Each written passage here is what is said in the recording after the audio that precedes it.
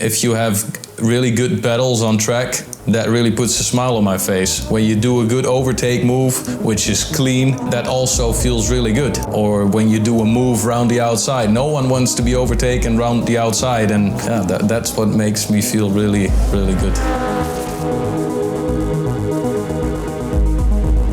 Back in the days, I started sim racing when I was pretty young, I think around 14, 15 years. They didn't call it sim racing back then, but it was Gran Turismo on the PS4. I did that with friends. I heard about different sims where you need better equipment for, and I started sim racing. There is Maarten van Loozenoord. Maarten van Loozenoord. Van Loozenoord's around! Maarten van Loozenoord, 6th of the season. Sim racing is perfection, dedication, and adrenaline at the same time. I think sim racing in general, it goes really deep into knowledge of the hardware, how to set up your race car for different tracks, different circumstances. Physically, it's not just moving your mouse and the keyboard, you're physically using your hands, your arms, your foot to put in good lap times.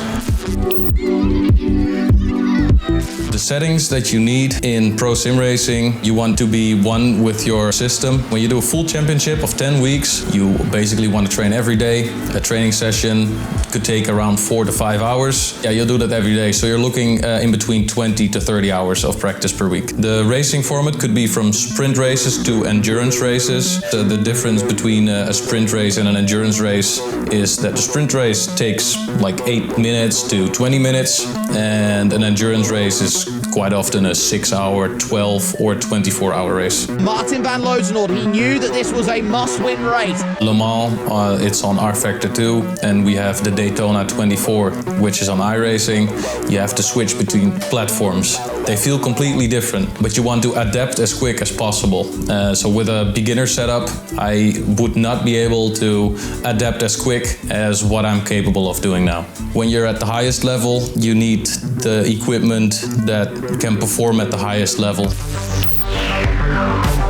So the gear I use is a Predator desktop Orion 5000. I've got a Predator screen, the X38. I'm using an aluminum rig, which I made together with my friend. I have just a normal car seat. This is the most comfortable for me. I have a Predator mouse, keyboard, Predator headset. Basically, I'm fully equipped with Predator stuff. This setup helps me because when you race at the highest level, you need to perform at the highest level, which means your equipment needs to work all the time, whether it's hot, cold, or whatsoever. Of course, you don't need all the advanced stuff. Beginner equipment is very good to start off with because you have to learn what an apex is, and you first have to learn what a braking point is. And cheaper equipment is perfect for that. Yeah, if you just want to start out, you already have a set for 1,500 euros, maybe 1,000. I think my own setup, it would be around 8K, something like that. Yeah, I choose this setup because when you want to reach faster lap times and be very consistent every lap, you just need all the good stuff. So when you jump in my setup, it really feels like you're driving a race car. The Orion 5000 was really good straight out of the box. So what I really like about the Orion 5000 is the graphics card that it's got. That's the RTX 3080. Other specs that I really liked about the PC is that it has the memory. It has 64 gigs, so that's always enough. And it has the i7 CPU. That package combined, that's what you need. I also love the looks of the computer. You can watch inside because it has the glass. And it's also really easy to open it up and change some parts if you would like. When I was doing the 24-hour race last year on Daytona, you have like 100 cars on track and the race goes on for 24 hours. During those 24 hours, there's a lot of data, and the data keeps getting bigger and bigger, and this computer just kept on working and performing in every hour of the stint, and it helped me a lot doing all the consistent lap times and fast lap times. Well, the biggest enemies of a sim racer is definitely heat. The big championship, for instance, last year was in midsummer. There were very high temperatures. Just a normal vent doesn't do the job. You also have your computer that needs to keep working. When it doesn't work, you're off the race. As a display, I am using the Predator X38, which is an ultra-wide screen, 175 Hz, and it's also curved, which means it's really immersive.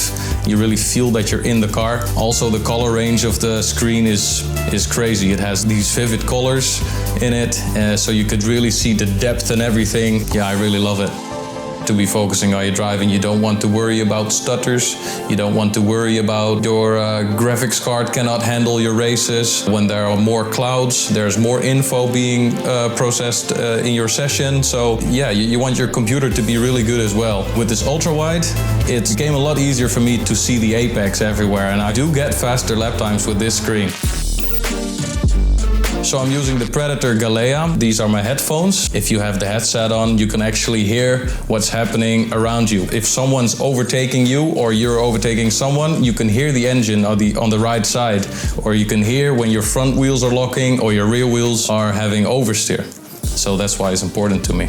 I also have the Predator keyboard. It has to work, and it works, so it's perfect. Then I also have the mouse. Sometimes you need to be fast with your mouse. For instance, you go into a race, you have about a minute or something like that, sometimes 30 seconds to change the fuel of your setup. You need to click. I like this mouse for that.